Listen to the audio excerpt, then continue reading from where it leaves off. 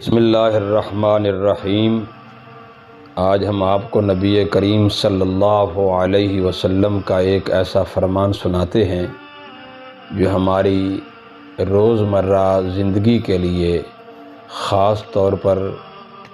خرید و فروخت کے معاملات میں مشعل راہ ہے۔ فرمان رسول اس طرح ہے کہ حضرت واصلہ بن اسقع رضی اللہ تعالی عنہ فرماتے ہیں، قال سمعت رسول اللہ صلی اللہ علیہ وسلم، کہ میں نے خود رسول اللہ صلی اللہ علیہ وسلم کو کہتے ہوئے یہ سنا، قال من باع عیبا، کہ جس بندے نے کوئی عیب دار چیز فروخت کی بیچی،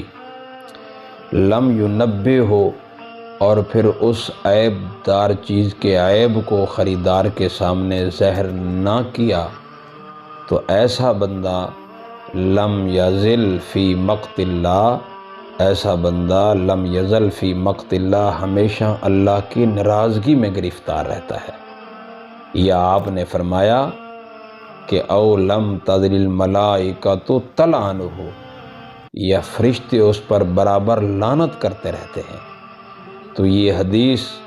ان لوگوں کے لیے سخت وعید ہے جو لوگ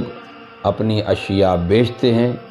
اور ان کے اندر عیب ہوتا ہے اور اس عیب کو چھپا ڈالتے ہیں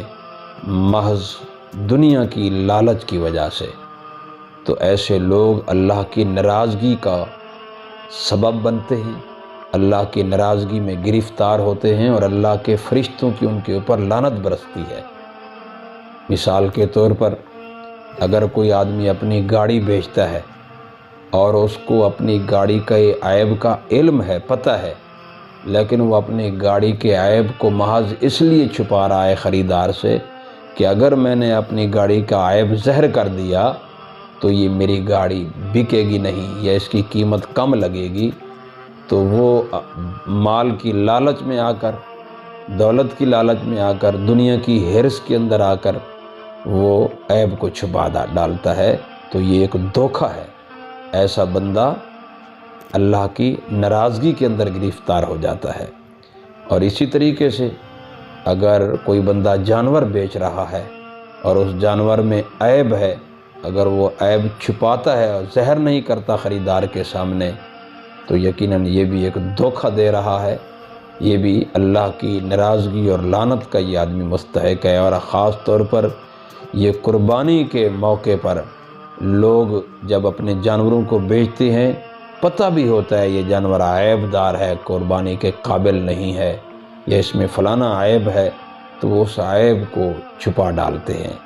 تاکہ ہمارا جانور زیادہ سے زیادہ قیمت میں بک جائے۔ اسی طریقے سے ادویات کا معاملہ ہے، جو مضر صحت چیزیں ہوتی ہیں، اور خاص طور پر جو 2 نمبر کی جو ادویات تیار ہوتی ہیں، مالک کو، بنانے والے کو پتہ ہوتا ہے کہ یہ 2 نمبر دوائی ہے، 2 نمبر میڈیسن ہے، تو محض مال کمانے کی وجہ سے، مال کی ہرس کی وجہ سے وہ اس چیز کو بازار میں فروخت کر رہا ہوتا ہے، لوگوں کی صحت کا خیال نہیں کرتا، گویا کہ وہ لوگوں کی صحت سے کھیل رہا ہے۔ تو ایسا بندہ یقیناً قرآن و سنت کے پیش نظر اللہ کی ناراضگی کے اندر مبتلا بھی ہے، اور اللہ کے ملائکہ برابر ایسے شخص پر لعنت بھیجتے رہتے ہیں، چاہے وہ اس دوائیوں کو بیچ کر چاہے جتنا بھی دنیا کما لے گا، لیکن انسانی صحت سے کھیلنے کی وجہ سے، اس فراڈ اور دھوکے اور ملاوٹ اور اس قسم کی تمام تر گھنونے عمل کی وجہ سے وہ کسی صورت میں اللہ کے ہاں مقام اور رتبہ نہیں پا سکتا، بلکہ اللہ کے عذاب کا یہ بندہ مستحق ہوگا۔ اسی طریقے سے بہت ساری خور و نوش کی چیزیں ہیں، اور خاص طور پر بچوں کی جو ٹافی ہیں، پاپڑ ہیں، اس کے اندر دیکھا جائے تو پتہ ہوتا ہے کہ یہ بچوں کے لیے مضر صحت چیزیں ہیں، مالک کو پتہ ہوتا ہے، لیکن وہ محض مال کی وجہ سے، محض دولت کی وجہ سے، دنیا کی خاطر وہ ان چیزوں کو بناتے بھی ہیں اور آگے فروخت بھی کرتے ہیں۔ تو ہمیں چاہیے ہم شریعت کے ان تمام تر حدود کے اندر رہتے ہوئے ہم رزق کو تلاش کریں، اللہ تعالیٰ نے اور بہت سارے ذرائع رزق کے پیدا کر دیے ہیں، ہمیں وہ اپنانے چاہیے۔ ایسا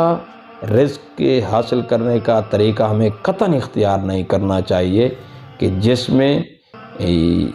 دو نمبری ہو، جس میں دھوکہ دہی ہو، جس میں عیب دار چیزوں کو صحیح خالص کہہ کے بیچا جا رہا ہو، تو ہمیں ایسا دھوکہ دہی والا معاملہ قطع نہیں کرنا چاہیے۔ اللہ تعالیٰ سے دعا ہے کہ اللہ تعالیٰ ہمیں ایسے رویے سے محفوظ فرمائے، اور اللہ تبارک و تعالی ہم سب کو پیارے پیغمبر جناب محمد صلی اللہ علیہ وسلم کی اس حدیث پر عمل کی زندگی نصیب فرمائے۔ وما علینا الا البلاغ المبین۔